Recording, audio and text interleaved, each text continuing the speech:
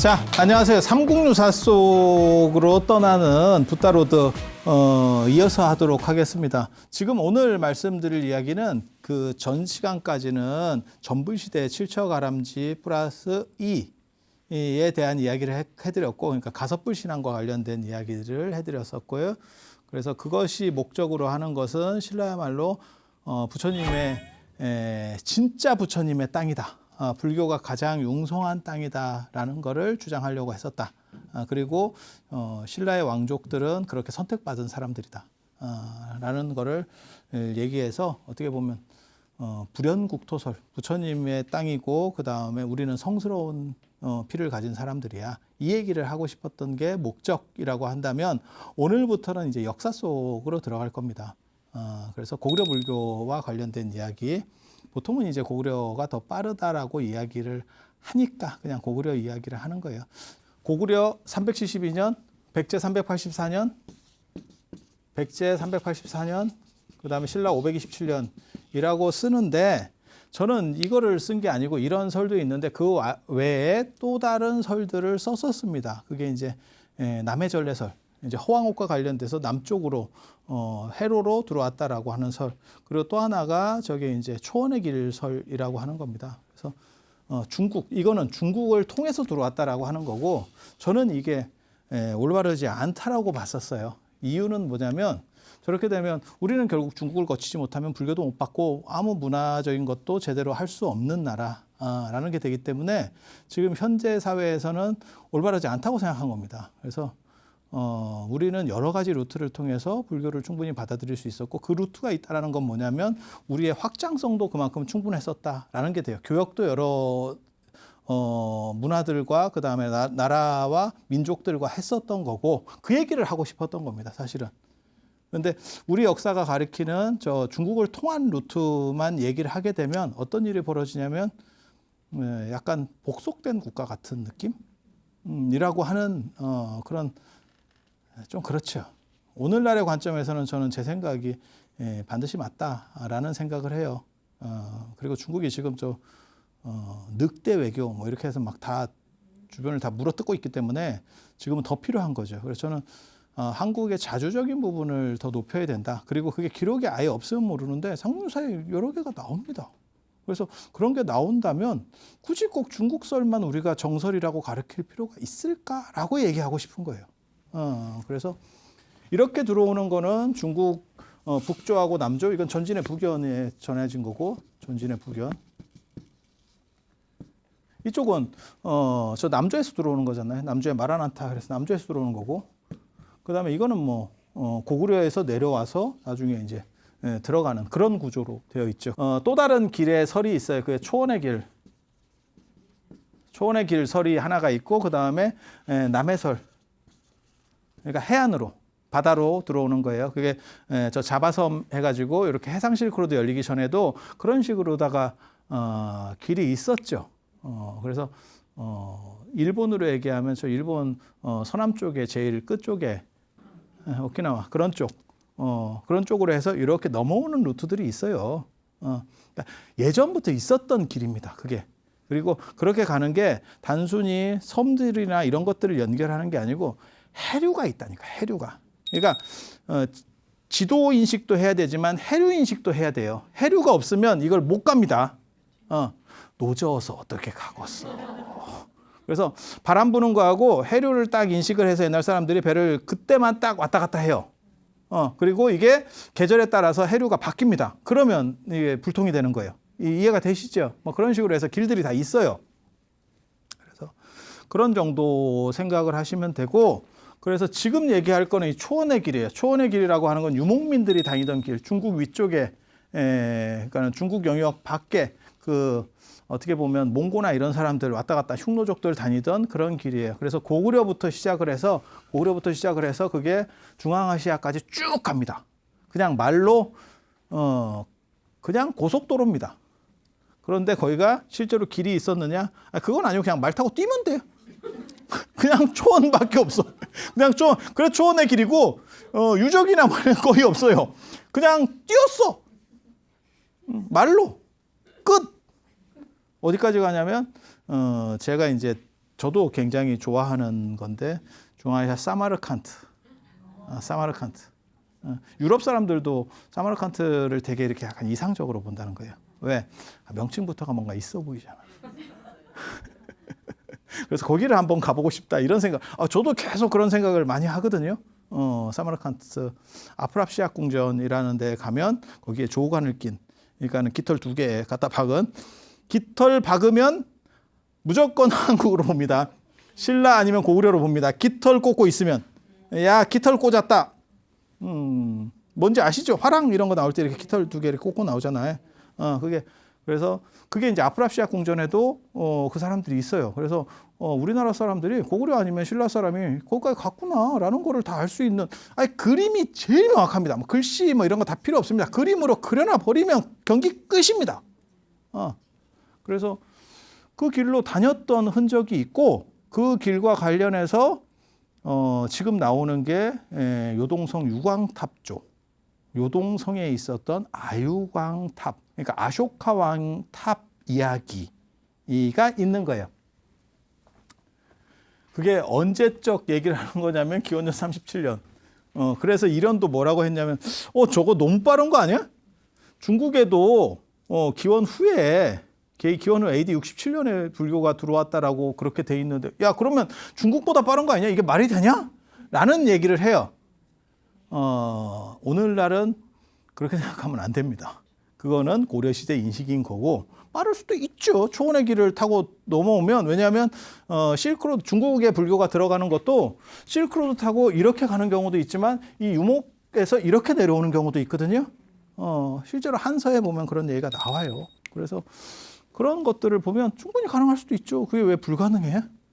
왜 불가능해? 게다가 유목이라고 하는 게 농경하고는 달라요. 중국은 만리장성을 쌓고 약간 폐쇄적으로 했기 때문에 외래 문화가 들어가기 더 어렵고, 유목은 국경 개념이 없다니까. 그냥 이렇게 저렇게 사는 거예요. 그러니까 들어오기가, 고구려 같은 경우도 되게 재밌는 게 역사책이나 이런 거 보면 이렇게 우리 약간 만두같이 위로 이렇게 해놨잖아요.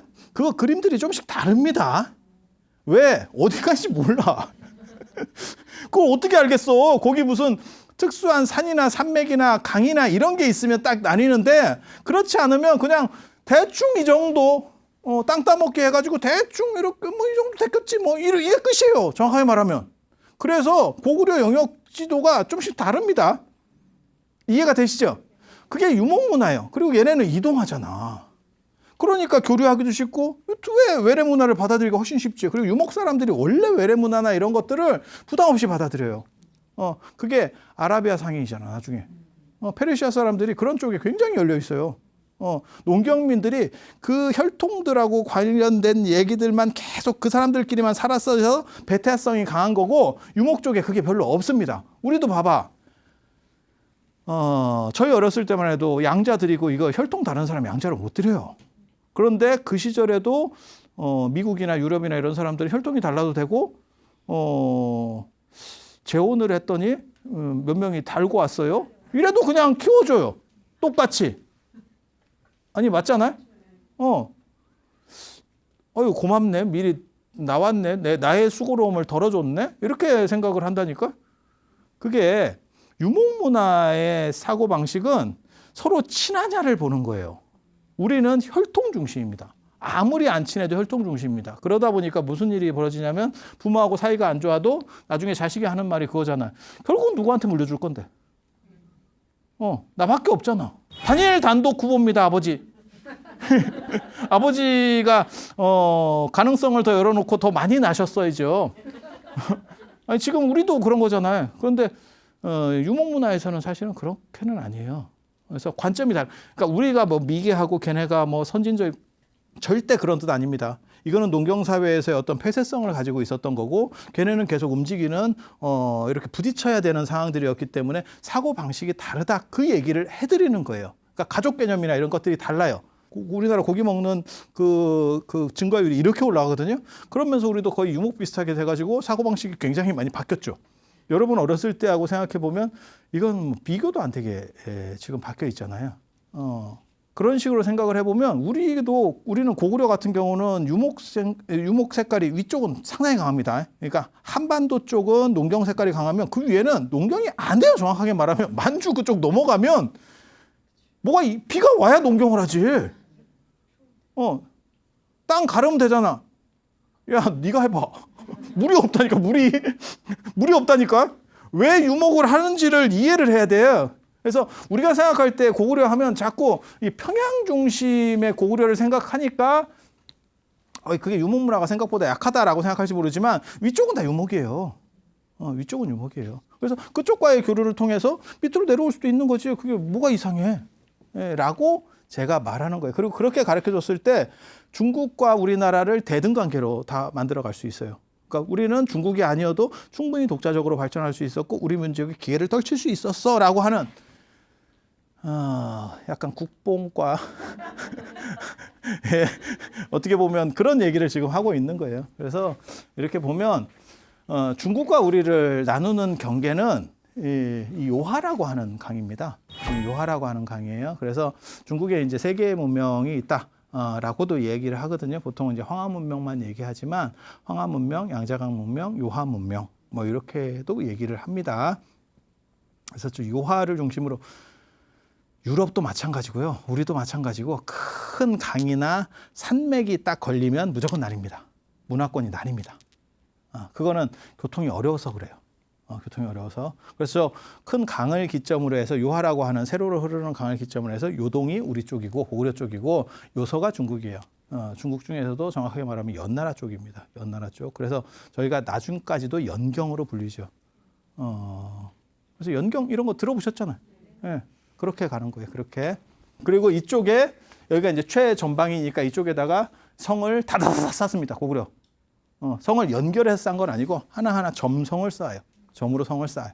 예, 농경민의 성 방식이 남한산성, 북한산성처럼 이렇게 연결해서 쌓는 거고 유럽 가보세요. 그냥 성이 단독으로 딱딱 있죠.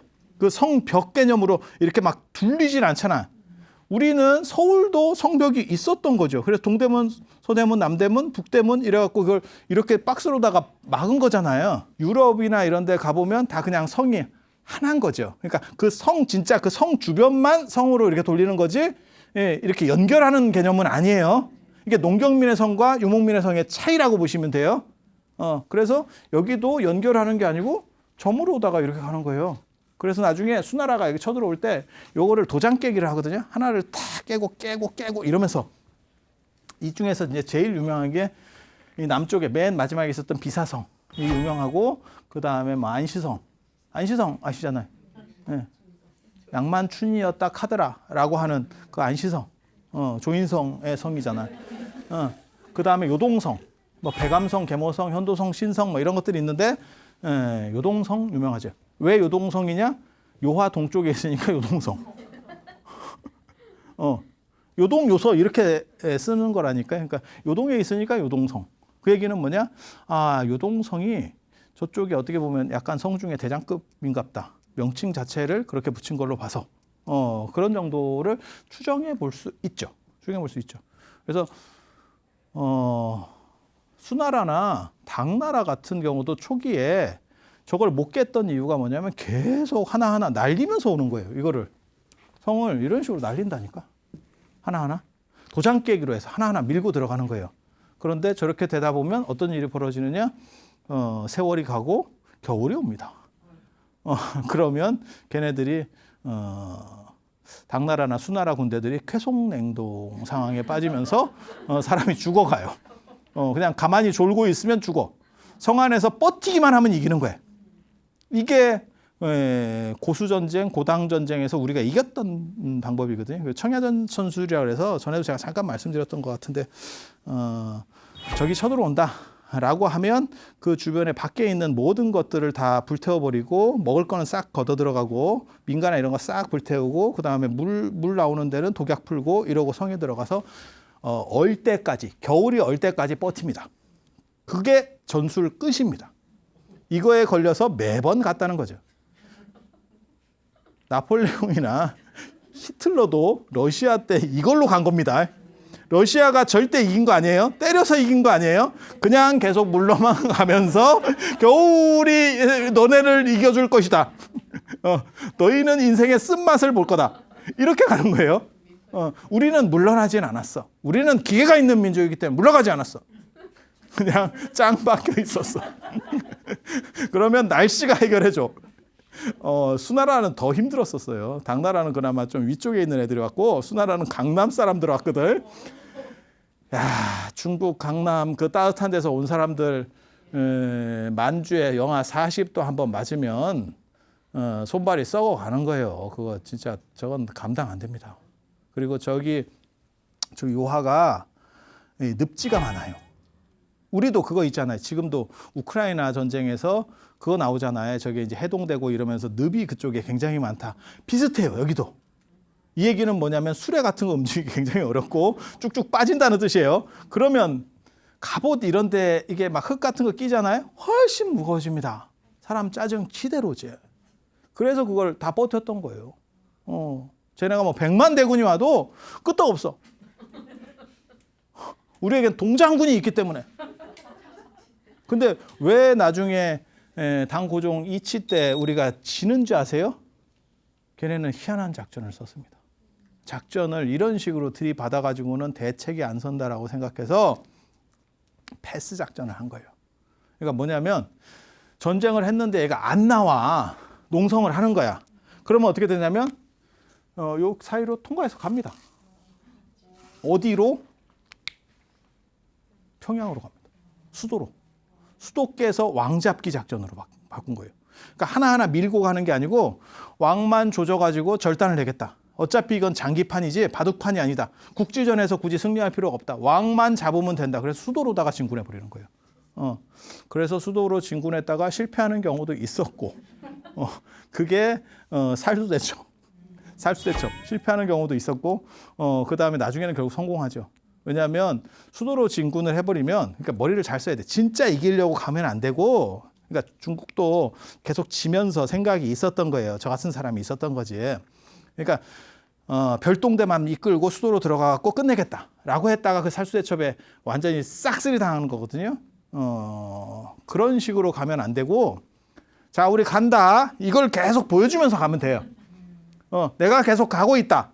그거를 저쪽 수도에 있는 왕한테 계속 보여주면 왕 입장에서는 야, 나와서 빨리 싸워.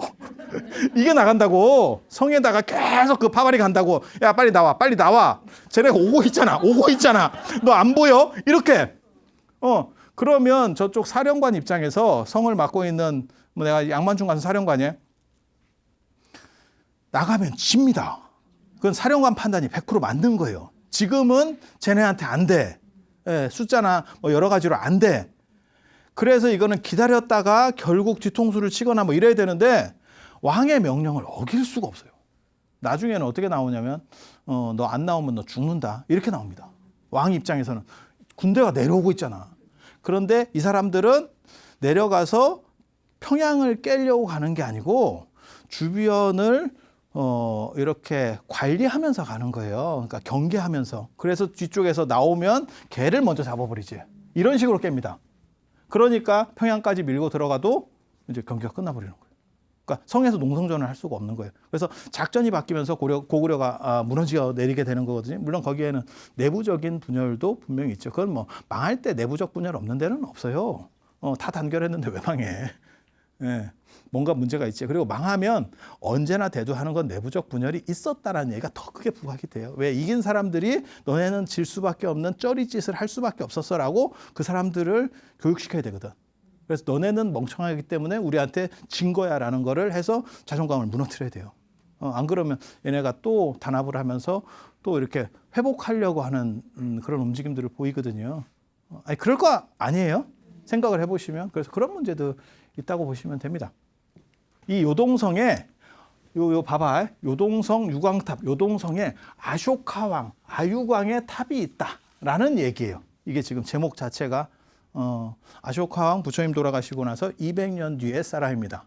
야, 이거 진기하지? 진기해. 우리나라에 아쇼카 왕 탑이 있다라고 얘기하는 데가 딱 두 군데 있습니다. 이 요동성 유광탑조하고 또 하나가 저 장흥에 천관산에 가면 지제산입니다. 정확하게 말하면 지제산 청관사인데 거기 가면 아쇼카 왕탑이 있다라는 이야기가 있어요. 그 청관보살 신앙이라고 중국에도 있었던 게 장보고 팀들에 의해서 우리나라로 이식되는 거거든요. 근데 그거는 가짜 탑입니다. 그건 탑 아닙니다. 그냥 돌인데 특이한 돌. 그런 정도 생각을 하면 돼요. 여기는 진짜 탑이에요. 진짜 탑. 그래서 여기에 뭐라고 나오냐면 삼보감통록이라는 책에 보니까 이런 스님이 그렇게 쓰는 거예요. 거기에 무슨 얘기가 나오느냐. 성왕이라는 사람이 있는데 고구려에 성왕이라는 사람이 있는데 그 사람이 국경을 순례하고 있었어. 저 성왕이 이제 누구냐로 결정이 되는 거예요. 누구냐로 결정이 되는 거예요. 그래서 저 성왕이 국경을 순례하고 있었는데 오색 구름이 이렇게 다 낀 데가 있더래. 이렇게 막 이렇게 약간 이렇게 스모그 같이 이렇게 다 껴있는데, 근데 이렇게 자세히 이렇게 뭐 보면 뭐 사람 같은 게 이렇게 딱 보이고 그게 뭐냐면 스님이 이 석장을 짓고 지팡이를 짚고 딱 서 있다가 가까이 가면 사라지고 신기루처럼 또 멀리서 보면 이렇게 있는 거. 저게 뭐지? 이렇게 해서 뭔가 진귀한 게 있는 것 같다. 야, 파봐라. 이렇게 해서 팠더니 한 3m 정도 파니까 거기에서 탑의 흔적이 나오고 흙으로 된 탑의 흔적이 나오고 거기서 지팡이하고 석장하고 신발이 나오더라. 야, 이거 좀 뭔 얘기일까? 저걸 딱 보는 순간에 달마다세 얘기가 좀 섞여 들어왔구나. 달마대사가 인도 갈 때 지팡이에다가 신발 걸고 갔다더니 길을 잘못 들어서 우리나라로 왔나? 저게 인도 쪽으로 가야 되는데 동쪽으로 온 거 아니야 이게? 그래서 이게 달마대사 이야기도 약간의 섞였구나. 여기에 권위를 주기 위해서 달마대사 이야기가 섞였구나 라는 걸 알 수 있고, 여기에 이제 7층 탑을 나중에 목탑으로 쌓았대.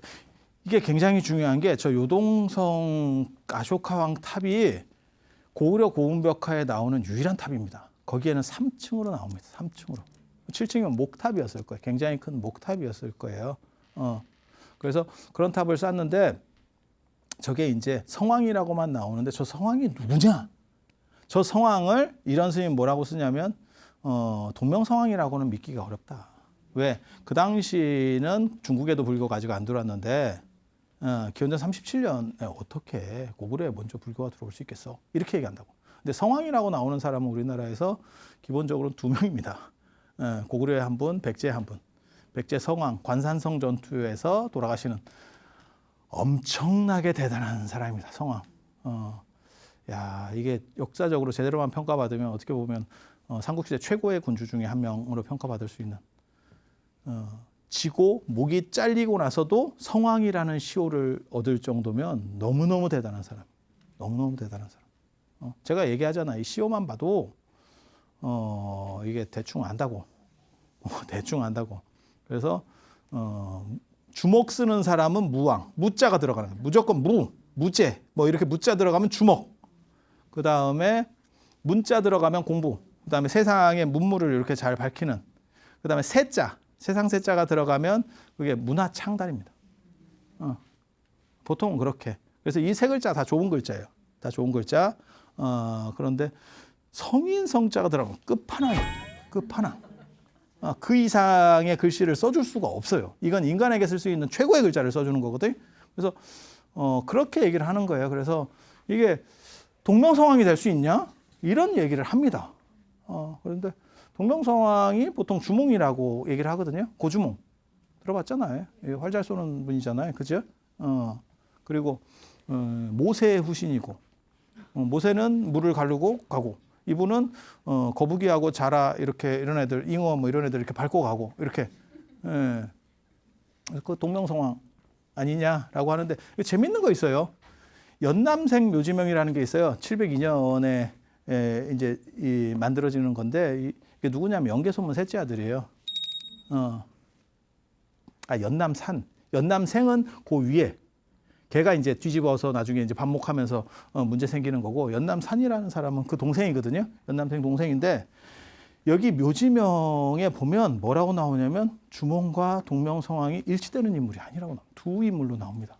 그래서 저게 지금도 아직도 역사적으로 저걸 같은 인물로 봐야 되느냐, 다른 인물로 봐야 되느냐에 대한 이야기들이 있어요. 있어요.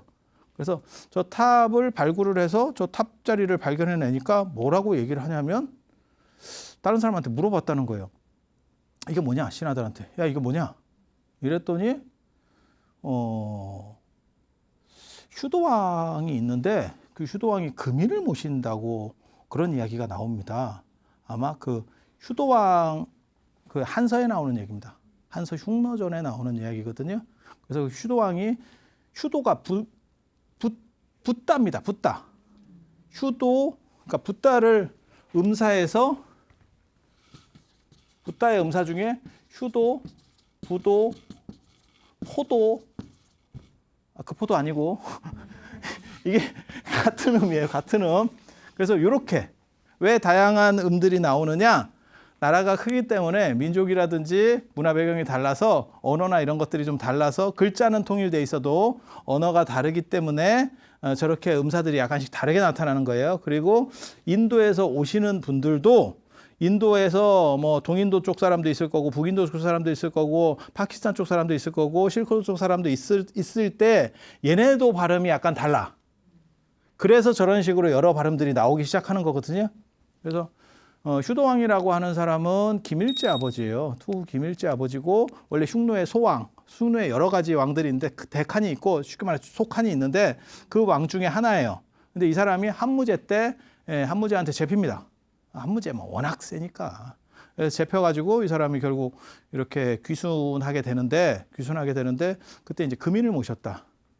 금빛 사람을 모셨다. 이렇게 해서 그게 불교가 아니냐라는 주장도 있어요. 저는 그 주장을 굉장히 긍정적으로 보거든요. 그러면 중국의 명제 이전에 후한의 명제니까 전한의 무제로다가 연대가 올라갑니다. 그래서 그 이야기가 한서 흉노열전에 있어요. 흉노전에 있어요. 그러다 보니까 그 얘기를 또 이 사람도 읽었는가 봐. 이 사람들도 읽었는가 봐. 그래서 그런 이야기가 있어서 이거는 불교입니다. 뭐 이런 얘기를 해줬대. 그러니까 여러 가지 모티브들이 막 섞여 있어요. 이거는 지금 달마 이야기고 그 휴도왕 이야기는 한서에 나오는 이야기고 그래서 불교가 중국을 거치지 않고 사실 북방길로도 올 수 있었다. 얘기하려고 하는 건 그거예요. 그래서 그러면 이 탑이라는 건 도대체 뭐냐? 이 시대에 이 탑이 존재할 수 있는 건 뭐냐? 라고 하면서 이야기하는 게 뭐냐면 아쇼카 왕이 부처님 돌아가시고 나서 전 세계적으로 탑을 만들었는데 부처님 탑을 8개의 근본탑, 근본 8탑, 그러니까 부처님 사리를 모신 8개의 탑 중에서 7개를 열어서 사리탑들을 전부 전 세계에다가 만들었는데 그 중에 하나가 고구려에 들어왔다. 그 얘기는 뭐냐? 기원전 37년에 고구려의 아쇼카 왕에 필적하는 그러한 어떻게 보면 아쇼카 왕을 알아보는 왕이 나타났다. 그게 동명성왕이었다. 이 얘기를 하고 싶은 거예요. 저 사람들은. 이와 똑같은 스토리가 이야기는 약간 달라지지만 누구에게 나오느냐? 진흥왕한테서 나오죠. 진흥왕이 어느 날 이렇게 있었는데 울산으로 배가 한 척이 들어왔죠. 그래서 뭐냐? 까봐라! 이랬더니 그 안에서 아쇼카 왕 서신이 나오죠. 그래서 내가 불상을 만들려고 했지만 실패하고 인연 있는 땅에 가서 불상이 되라.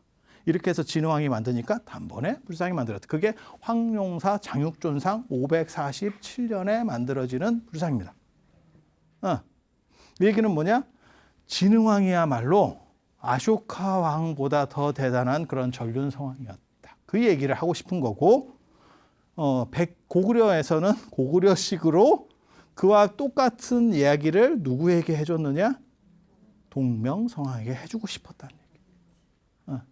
그래서 이 이야기가 함의하는 거는 전륜성왕을 담고자 했었던 어떤 시기적인 풍토가 있었고 그거를 고구려나 신라나 나중에 백제도 마찬가지입니다. 그 성왕이 전륜성왕이라는 걸 의미하는 거예요. 그래서 전륜성왕에 대한 추구들이 있었고 그것이 고구려에서도 나타난다더라. 그 이야기가 사실은 요동성 유광탑주에 있는 거고 되게 재밌는 게 요동성에 왜 저런 7층으로 된 큰 거대한 목탑을 아니 전방에다가 미쳤어? 아니 황룡사 9층 목탑은 수도잖아. 수도에 당연히 거대한 불탑을 세운다. 오케이. 최전방에다가 백령도에다가 우리식으로 말하면 거기다가 불탑을 이렇게 세운다고? 이게 도대체 뭐 하는 짓이래? 이유가 있습니다. 이유가 있습니다. 저건 엄청난 이유가 있어요. 저희가 최고 전방이잖아요. 최고 전방은 밀리면 안 됩니다. 그리고 저기는 다 평야예요. 평야이기 때문에 유목민들 같은 경우는요, 말 타고 바람같이 쫙 몰고 들어옵니다. 그래서 척후라는 게 산이나 이런 데 있으면 산 위에서 이렇게 막루에서 이렇게 보고 있으면 되잖아요. 그런데 그게 안 돼요. 엉간한 막루 가지고는 평야에서 볼 수 있는 게 한계가 있습니다. 그래서 저기 보인다 그렇게 해서 보고 가면 와 있습니다. 그러면 한타 싸움에서 끝나는 거예요. 이게 이해가 되십니까? 그래서 바람같이 내려오는 거예요. 당나라 군대나 이런 애들은 그거 잘 못합니다. 상대적으로 유목민 군대는 상대적으로 속도가 늦어요. 제가 전에도 말씀드렸잖아요. 몽고 징기스칸 얘기할 때 동유럽의 그 강력한 사람들이 징기스칸의 군대는 이건 뭐 신이냐? 왜 이 사람들이 저기에 있다가 하루 만에 여기까지 오지? 라고 생각을 하는 거예요. 말에서 안 내립니다. 그냥 계속 돌진입니다. 그래서 이 속도전에 걸리면 대책을 세울 수 없어요. 이쪽이 다 마비가 돼버려요. 그래서 이런 데에 고층 막루를 세웁니다. 그거를 종교랑 결부시키면 높은 탑을 만들어버려요. 그게 지금도 남아있는 게 중국 요 나라의 불궁사 석가탑입니다. 왜 뜬금없이 여기에 이렇게 대단한 탑을 만들었지? 한 67m 정도 되는 탑이거든요. 그게 막루 역할을 하는 겁니다. 막루 역할을. 그래서 그 근처에 거기서 올라가가지고 이렇게 보면 이게 보이는 거죠. 그럼 막루를 차라리 그렇게 높게 짓지. 뭐하러 그렇게 높게 막루를 줘? 그건 예산 낭비가 엄청난데. 그럼 왜 탑을 짓습니까? 종교적 당위성이 있기 때문에 그 당시에는 전부 불교를 믿었던 때니까 종교적 구심점이 생기면서 그 예산을 막루에 쓰는 것보다 탑에 쓰면 사람들이 훨씬 더 설득하기가 쉬운 구조가 되죠. 그리고 또 이게 전방에 나와 있는 사람들은 한타 싸움 할 때 치면 죽는다는 생각이 있어요. 위험하죠. 그거를 부처님이 보호해 준다라고 생각해요. 저 탑을 보면서 부처님이 우리를 보호해 줄 거다. 그래서 우리는 지지 않는다라는 게 있고 또 한 가지는 뭐냐면 우리가 불교를 믿는 사람 입장에서 저 불탑이 있으면 어떤 일이 벌어지느냐? 밀렸을 때 탑이 불타거나 이랬을 때 너무 죄의식이 있으니까 더 열심히 싸우게 돼요. 그렇게 싸우다 보면 우리는 극락이나 천상세계에 나게 될 것이다 라는 믿음이 있어요. 그래서 이게 전방에다가 성지를 놓는 이유 중에 하나가, 성지를 만드는 이유 중에 하나가 뭐냐면 전투에서 반드시 승리하고 밀리지 않아야 될 때 놓는 경우들이 있어요. 그런 식으로 했었던 분이 신라의 자장스님입니다. 그게 자장스님이 이제 만년에 오대산, 평창의 오대산을 개창하는 이유. 그러니까 잘 모르시는 분들은 선덕여왕, 진덕여왕 때 백제한테만 되게 두드려 맞은 줄 알거든요. 근데 고구려도 그때 숟가락을 얹고 내려오고 있었습니다. 너네가 정신을 못 차리고 있구나. 이게 동네 북이네. 이러면서 우리도 숟가락 좀 하면서 이렇게. 그러니까 주로 파고 들어오면서 좁혔었던 거는 백제입니다. 백제 무왕. 무잖아. 아까 얘기했잖아. 무왕. 그리고 왜 무왕은 전투력이 좋은지도 나중에 제가 기회 되면 말씀을 드릴게요. 이 무왕은 전쟁을 해야만 되는 사람이에요. 그렇게 해서 왕권을 안정시키지 않으면 상당히 힘들었던 상황이에요. 그래서 전쟁 수행을 하면서 계엄령 발동하고 계속해서 전투를 벌리면서 자기 왕권을 계속 강화해 가는데 이쪽은 선덕여왕이잖아. 왕이 나가서 전투 지휘를 못해요. 여자가 어떻게 전투 지휘를 하겠어? 저쪽은 왕이 친정을 하는데 왕이 나와가지고 중군을 장악하고 야 이쪽으로 가. 그러면 대장들이 말을 듣지. 선덕여왕은 그걸 못하잖아. 그래서 대타로 누구를 쓰는 거냐면 김유신이에요. 그게 김유신 세력이 이렇게 올라올 수 있었던, 무장 세력이 확장될 수 있었던 게 선덕여왕이 여성이었기 때문에 그래요. 남자면 가서 하는 신용이라도 하는데 이게 좀 그렇잖아. 여왕이 나와가지고 전투하는데 나와가지고 그 군대 좀 빼세요. 이렇게 얘기하면 듣겠어. 그런 문제들이 있었던 거예요. 그래서 고구려도 숟가락을 백제 쪽은 김춘추 계열 쪽이 막았던 거고 고구려 쪽에서 이렇게 사부작 내려오는 것들은 김유신, 김춘추는 패키지 상품이잖아요. 이게 세트입니다. 세트. 그렇게 해서 막았던 거고 그 다음에 북쪽에 이제 고구려의 남진을 막기 위해서 평창 오대산을 개창하는 거예요. 그래서 거기를 성지로다가 만들어 놓으면 제가 여러분 생각해 보세요. 강원도, 내가 강원도 사람이야. 그냥 산에서 화전민 같이 이렇게 먹고 살고 있어. 근데 전쟁이 난다고 자꾸 이런 소문이 들리네. 야, 쳐들어 내려온대. 그럼 우리 어떻게 해요? 별로 특별히 뭐 가진 것도 없고, 그러면 살살살 남하해 버린다니까. 땅이 빕니다. 이해가 되시죠? 그러니까 도시나 이런 데는 내가 가진 게 많기 때문에 이탈하지 않아요. 그런데 여러분이 강원도 화전민이야. 가끔 띄엄띄엄 이렇게 살아. 그러면 훅 갈 수 있는데 굳이 여기를 살아야 되나? 나는 여기 아니어도 될 것 같은데? 무슨 뜻인지 아시겠어요? 그렇게 내려가요. 그러면 거기가 공백지가 생깁니다. 그러면 위에서 내려오는 사람이 훨씬 편하죠. 저항 없이 그냥 밀고 내려올 수 있죠. 그런데 거기에 전체가 다 불교를 믿고 있다고 생각을 해봐. 거기에 성지를 하나 만들잖아요. 어떻게 해서든 거기를 지켜야 될 필요성이 생기지. 이 사람들에게 지금. 그리고 옛날 전쟁이라고 하는 건 요즘 전쟁하고 달라요. 요즘 전쟁은 용기 있고 뭐 이게 다 필요 없어요. 무기 좋으면 끝입니다. 그래서 저런 아쇼카 왕 얘기가 있고 저기에 누가 숟가락을 얻는 거냐면 동명성왕. 쉽게 말해서 한 나라의 개국군 주면 레벨이 일반 왕보다는 훨씬 높죠. 아니 그렇잖아요. 그런 사람과 아쇼카 왕이 성왕으로, 전륜 성왕으로서 서로 연결되어 있고 그 두 개의 권위가 묶여 있으면 불교적으로나 국가적으로나 엄청난 권위가 거기에 부여되어 있는 거죠. 그런 신성한 사람들이 거기에서 어떤 에너지를 공급해 주면 이 군사들 입장에서는 사기가 진작되고 그 다음에 동요가 안정될 수 있죠. 그래서 조요동성 유광탑이라는 게 만들어지고 계속해서 유지될 수 있었던. 그리고 아마 당나라에 밀렸을 때는 저 작살 났을 겁니다. 저런 식의 어떻게 종교시설은 초토화시키는 게 맞아요. 적군의 입장에서는. 저게 하나가 완전히 초토화되면 그 동네 사기들, 그러니까 나를 지켜주고 있는 종교의 해구산이 사라지는 거예요. 그러면 자괴감에 빠집니다. 그래서 그런 식의 요소들을 가지고 있는 게 저 요동성 유광탑조다. 그래서 요동성 유광탑이라고 하는 것은 초원의 길이라는 거를 변증해 주는 거기도 하고, 그 다음에 저희가 최전방으로서의 안정이라고 하는 필연성도 존재했던 거고, 그리고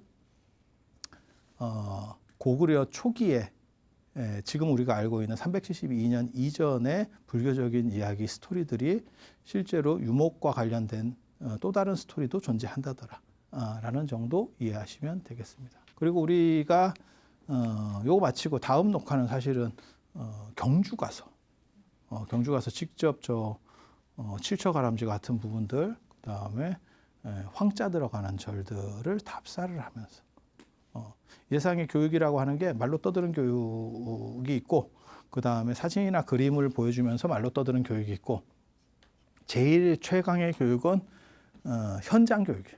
그게 머리에 제일 많이 남는. 이건 교육학적 얘기를 하는 거예요. 제가 그냥 지어내는 게 아니고, 그래서 직접 답사하면서 그 현장에서 그 이야기를 듣고 길을 빨아야 돼. 명당은 길을 빨아야 돼. 그래서 우리 모두가 그러한 좋은 기운들을 받고, 그리고 여러분들에게는 이 TV를 보시는 여러분들에게는 화면으로 제가 길을 쏴드릴 수 있도록 그런 거 하지 마.